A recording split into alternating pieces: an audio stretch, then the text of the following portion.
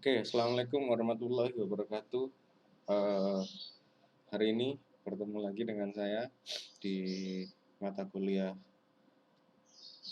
manajemen periklanan tentang tentang periklanan ya. Oke, di pertemuan yang kedua ini apa namanya? Kita akan membahas tentang definisi periklanan itu sendiri. Ya, kita langsung saja ke materinya. Untuk mata kuliah periklanan ini kita mendapatkan 2 SKS dan 2 JS, jadi lebih bersifat ke teori. Nanti kita akan belajar bersama-sama tentang bagaimana fungsi-fungsi periklanan itu digunakan. Apakah untuk tujuan komersial maupun tujuan non komersial. Nah, yang pertama adalah definisi periklanan. Apa itu periklanan? Definisi periklanan adalah pesan-pesan penjualan yang persuasif, yang mempersuasif seseorang atau calon pembeli atau audien lah kalau iklan itu pada sebuah karya desain yang diarahkan kepada calon pembeli yang paling potensial atas produk jasa tertentu dengan biaya semurah-murahnya. Jadi apa yang dimaksud paling potensial? Nah itu nanti kita akan juga sama-sama belajar tentang bagaimana memilih atau meriset atau mengkaji calon pembeli yang potensial itu seperti apa, entah dari segmentasinya, dari user behavior-nya ataupun consumer insight-nya dan lain-lain. Nah kemudian dengan biaya semurah-murahnya. Nah karena seperti yang kita tahu pada zaman sebelum era digital, sebelum era mungkin era sosial media seperti ini, bagaimana periklanan itu sepengetahuan saya adalah membutuhkan banyak biaya yang besar. Nah, di dalam perkuliahan ini kita juga nanti akan berusaha mempelajari bagaimana membudgeting untuk sebuah periklanan itu diusahakan semurah mungkin dan seefisien mungkin. Gitu. Kemudian berikutnya merupakan cara menjual melalui penyebaran informasi. Ya, yang seperti kita tahu karena ada bukan hanya menjual, tapi kalau kita pada tataran iklan layanan masyarakat berarti ada value dari informasi itu juga yang harus kita ketahui, yang harus kita informasikan dan harus kita sebarkan. Kemudian penyewaan ruang di media. Nah ini di periklanan tidak hanya kita membuat iklan, entah itu iklan melalui video, iklan melalui poster dan lain-lain. Tapi di manajemen periklanan itu kita juga harus mengetahui tentang penyewaan ruang di media. Bukan hanya penyewaan, ntar kalau di era sekarang seperti budgeting iklan di Facebook, di sosial media, di Instagram, ataupun di billboard kalau di konvensionalnya, terus di acara televisi, terus kemudian di berbagai media. Nah itu pasti ada budgeting untuk penyewaan di ruang media tersebut. Nanti kita akan bahas bersama-sama. Kemudian setiap pernyataan yang secara sadar ditujukan kepada publik.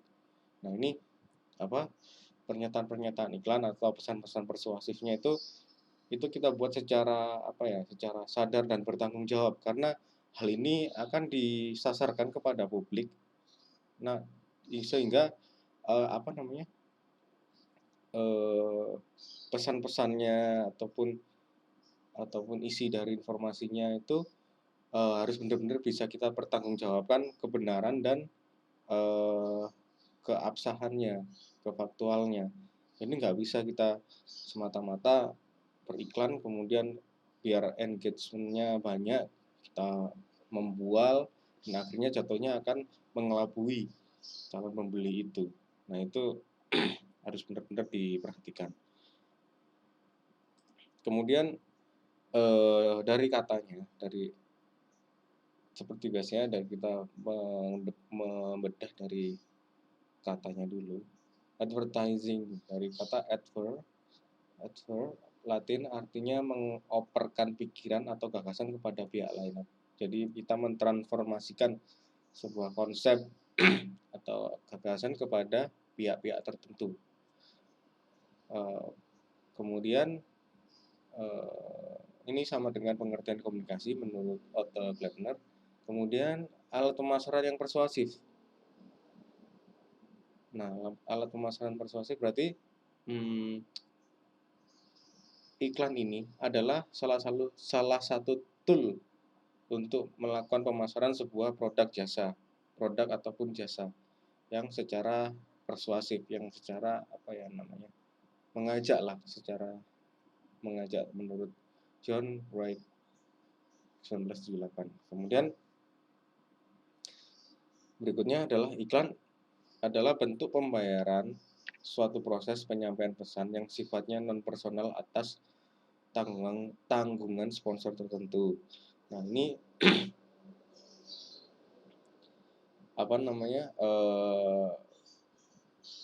bukan pembayaran ya. Kalau maksudnya iklan ini adalah cara menyampaikan pesan, kemudian dari perusahaan ataupun dari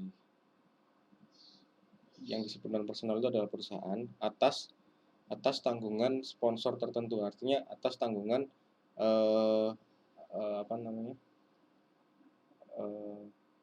tanggungan sponsor itu artinya tanggungan beban bahwa ada informasi yang harus disampaikan dari sponsor itu. Itu untuk definisi periklanan. Kemudian secara keseluruhan adalah periklanan adalah komunikasi non individu dengan sejumlah biaya melalui berbagai media yang dilakukan oleh perusahaan dan lembaga non-laba serta individu dan non individu. Nah, ini maksudnya ya seluruh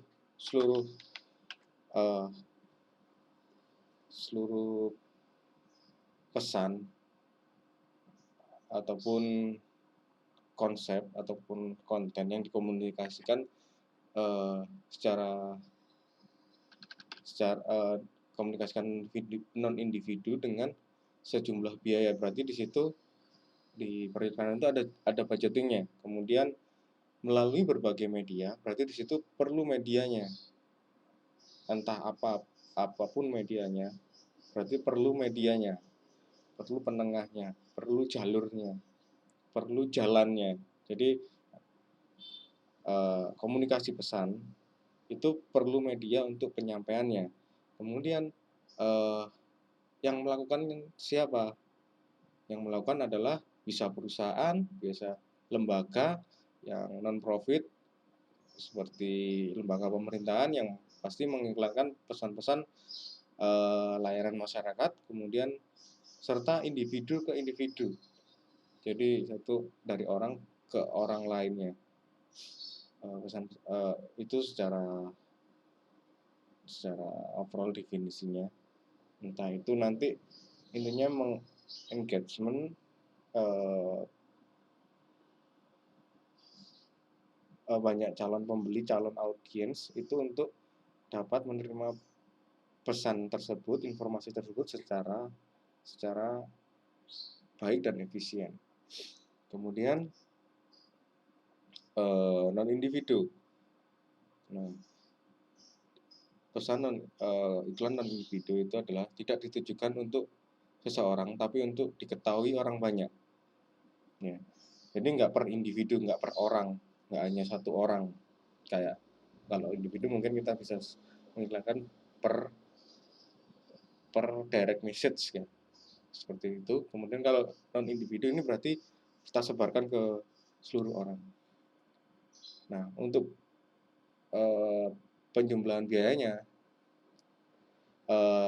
itu bisa relatif besar ataupun kecil. Jadi tergantung nanti media yang akan digunakan. bisa juga endorsement, kan pasti kalau endorsement memakai influencer yang followernya banyak pasti harganya beda. Tapi kalau kita mungkin konsep dengan satu iklan yang viral, yang notabene mungkin dari segi biaya produksi ataupun sewa ataupun endorsement itu sangat kecil, maka ya jatuhnya nanti budgetingnya juga akan kecil. Nah ini tergantung nanti bagaimana kita manajemen lah, bagaimana dengan nanti akan berbicara budgeting, bagaimana dengan biaya sekian untuk membuat iklan sekian itu bisa menggunakan biaya berapa. Intinya di iklan pasti ada biaya-biayanya yang harus juga kita bisa perhitungkan. Kemudian contohnya kalau dari luas lebarnya itu misal surat kabar, majalah, ataupun media cetak lainnya. Kemudian dari durasinya itu bisa TV, radio. Nah, kalian bisa bayangkan kan juga di media cetak pesan tersebut, informasi yang akan dicetak, akan dipublish itu secara luas kita bisa bisa agak diperpanjang ya. Intinya bisa banyak informasi yang bisa kita masukkan di satu surat kabar. Nah kalau di TV radio itu memang karena surat kabarnya media cetak ya, jadi dia itu bisa dikatakan juga lebih lama karena kan ada tercetak, terus dia bisa disebarkan di beberapa ini. Kemudian kalau di TV ataupun radio memang ada jangka waktunya, berapa lama iklan ini akan disiarkan, kemudian ada hitungan waktunya. Semakin lama juga akan memakan biaya yang lama. Kemudian di TV pun, kalau di TV pun jam-jam tertentu pun memiliki rate yang berbeda. Nah, kemudian media yang bisa digunakan adalah pers, TV, radio, film, dan lain-lain. Ini media-media untuk iklan di yang berdasarkan waktu ya, karena di situ ada limit waktunya. Secara rating secara rating harga pun akan mempengaruhi. Oke. Kemudian perusahaan, ini pelakunya ya, perusahaan dan lembaga non-laba serta individu. Ini lebih ke iklan layanan masyarakat. Jadi ada perusahaan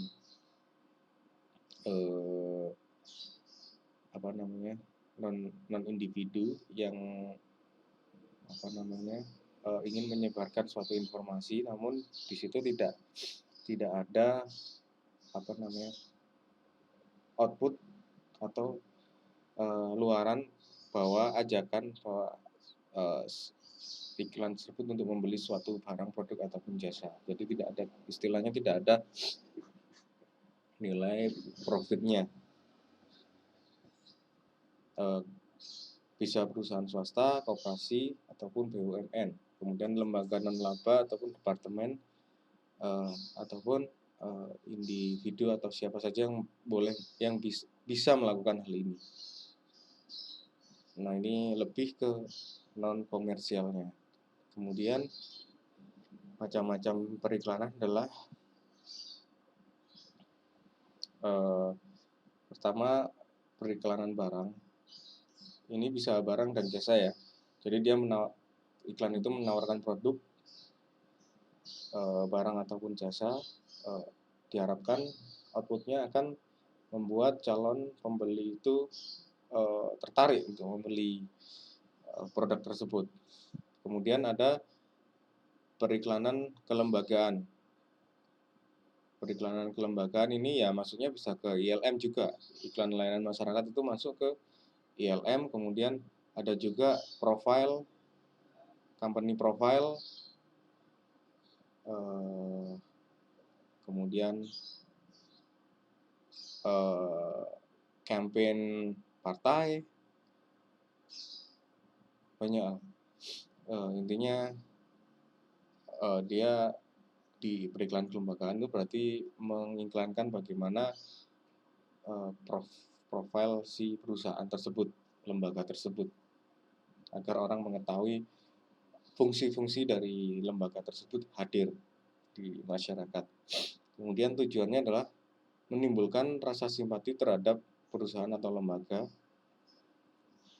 Ini untuk untuk keduanya ya, tidak hanya lembaga, namun juga di produk barang dan jasa. Kemudian yang B,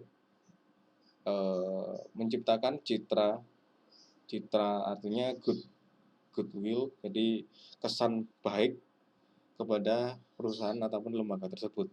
Ini juga berlaku pada produk dan jasa, sehingga tidak hanya mengenal nanti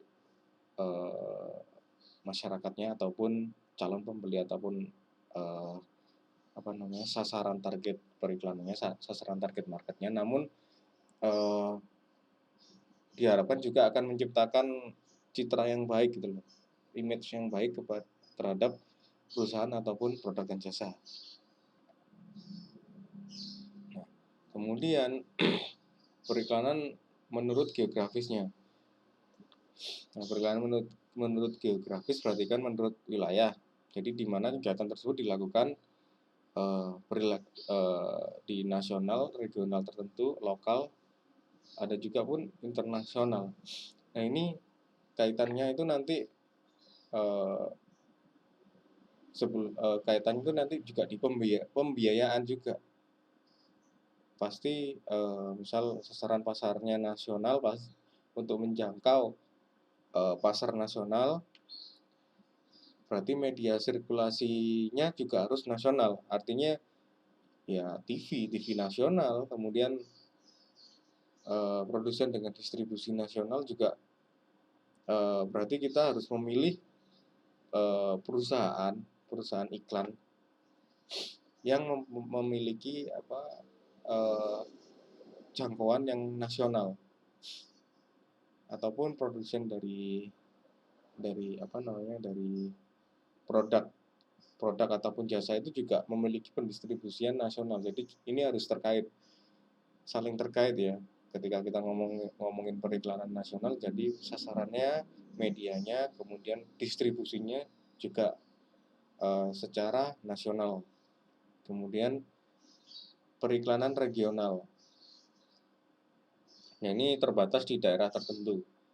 Misal regional Jawa Timur. Jadi nanti juga secara media, terus distribusi dan sasaran pasarnya juga regional tersebut, tidak seluas nasional.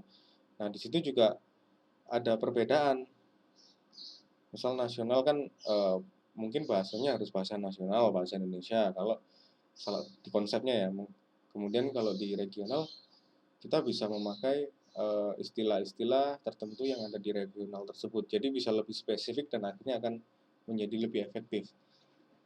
Kemudian periklanan lokal, retail advertising.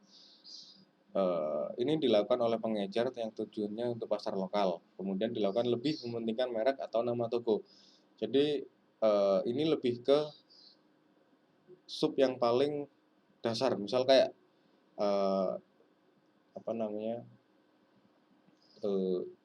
sales promotion, kemudian yang dia mencoba menggapai sasaran langsung ke individu di lokasi tertentu. Nah, ini yang dimaksud periklanan lokal. Jadi ada mungkin nanti bahasa-bahasa iklannya itu juga yang dipakai bahasa-bahasa lokal sehingga lebih relate ke calon pembelinya ataupun audiensnya. Nah, nanti itu akan kita bahas di pertemuan selanjutnya karena akan detail bagaimana cara-cara atau teknik-tekniknya dalam melakukan periklanan seperti ini. Kemudian periklanan pasar, periklanan berdasarkan marketnya, bergantung pada sasaran yang dituju. Ini consumer advertising berarti memang ditujukan langsung kepada konsumennya, konsumen pembelinya. Nah, kemudian trade advertising ditujukan kepada perantara pedagang ataupun pengecer. Jadi skupnya itu untuk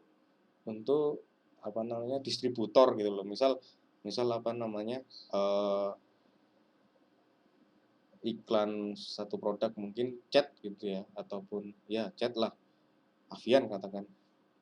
Nah, di situ ada jenis iklan yang berdasarkan marketnya, berdasarkan pasarnya. Ada yang iklan yang langsung ditujukan ke konsumennya. Kemudian ada juga iklan yang memang ditujukan kepada pedagangnya, distributornya. Jadi memang beda di situ.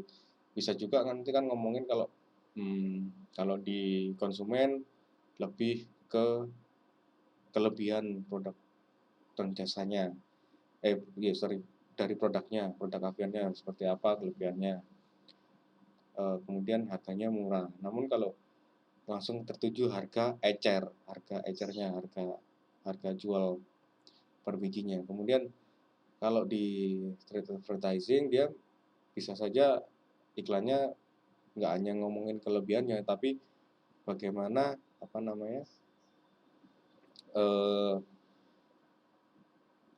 harga per kodi ataupun istilah sebutannya saya kurang tahu, intinya dalam porsi yang lebih besar gitu. Kemudian bagaimana penjualannya itu juga akan diiklankan. Bagaimana profitnya juga pun akan diiklankan juga. Jadi memang ada perbedaan di target marketnya. Itu nanti juga akan kita pelajari. Kemudian di industrial advertising ditujukan kepada pemakai industri. Nah, ini juga akhirnya hampir sama dengan trade advertising karena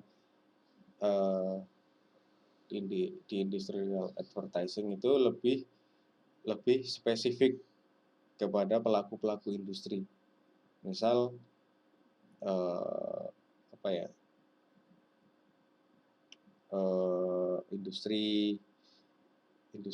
industri perkilangan minyak misalnya.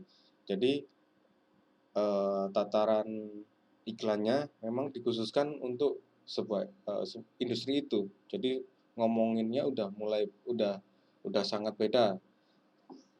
Ada teknis-teknis tertentu yang memang harus dijabarkan sehingga itu menjadi daya tarik ataupun simpati pemakai industri terhadap produk tersebut. Oke, jadi itu untuk periklanan menurut marketnya. Nah, untuk berikutnya periklanan korektif. Untuk memperbaiki suatu pernyataan palsu ataupun menyesatkan, iklan ini biasanya diperintahkan pengadilan ataupun pemerintah di negara tertentu untuk meralat iklannya. Nah, ini siapa? Ada contoh di Amerika. Jadi perusahaan rokok itu sekarang diwajibkan menayangkan iklan yang sifatnya iklan korektif. Jadi lebih dari 50 tahun yang lalu iklan rokok itu sudah dilarang tayangnya. Yang di Indonesia pun juga itu, tapi masih belum sampai 50 tahun ya. Mungkin di era 90-an. Ya belum 90-an iklan rokok itu sangat vulgar gitu loh. Jadi menunjukkan orang merokok intinya. Dan akhirnya menjadi contoh yang buruk, pengaruh yang buruk terhadap kesehatan masyarakat. Nah, kemudian di Amerika itu melarang iklan rokok tersebut. dengan gaya-gaya yang vulgar dalam merokok. Nah, kemudian karena tidak boleh secara vulgar, secara visualnya, maka para produsen rokok itu mencoba alternatif dengan pesan-pesan secara soft selling, kalau dalam bahasa marketingnya adalah soft selling. Jadi intinya tanpa sadar mereka membuat iklan yang memiliki image yang pada akhirnya membuat penjualan rokok itu juga menjadi semakin naik gitu loh. Jadi hanya beda di bagaimana cara membuat iklannya. Jadi seolah-olah menurut pemerintahan Amerika, seolah-olah masyarakat Amerika itu dikelabui oleh iklan rokok tentang bahaya merokok. Jadi akhirnya pemerintahan Amerika mewajibkan iklan perusahaan rokok tersebut untuk mengkoreksi tentang bahaya rokok. Jadi memang harus isinya iklan rokok itu isinya adalah bahaya-bahaya merokok. Karena kan awalnya iklan mereka mengarah untuk mengajak membeli rokok, karena kesehatan masyarakat di Amerika itu tentang penyakit-penyakit yang disertai oleh rokok. Kemudian sehingga Amerika merasa pemerintah Amerika merasa asuransi ataupun kalau di sini BPJS ya, biaya untuk kesehatan masyarakat itu menjadi meningkat. Akhirnya si pemerintah di Amerika membuat aturan tersebut, mewajibkan perusahaan rokok untuk melakukan iklan tentang bahaya merokok. Aneh kan sebenarnya. Harusnya kan kalau iklan ya kita mengajak orang untuk membeli rokok produk. Nah, ini malah kayak kita disuruh melarang untuk membeli rokok. Nah, itu salah satu contoh iklan korektif. Kemudian periklanan pembelaan. Nah, ini masih terkait dengan rokok, motifnya seperti pelayanan masyarakat, iklan layanan masyarakat. Jadi kita di dalam perusahaan rokok, dia mengiklankan rokok agar konsumen membeli rokok. Nah, ini di periklanan pembelaan ini itu malah menjadi pembelaan tersebut, membela bahwa jangan membeli rokok. Nah, kaitannya seperti itu ya jenis-jenisnya. Kemudian ya, untuk definisi periklanan saya kira sampai di sini. Jika ada pertanyaan bisa kalian ajukan di grup WhatsApp. Oke, terima kasih atas waktunya. Assalamualaikum warahmatullahi wabarakatuh.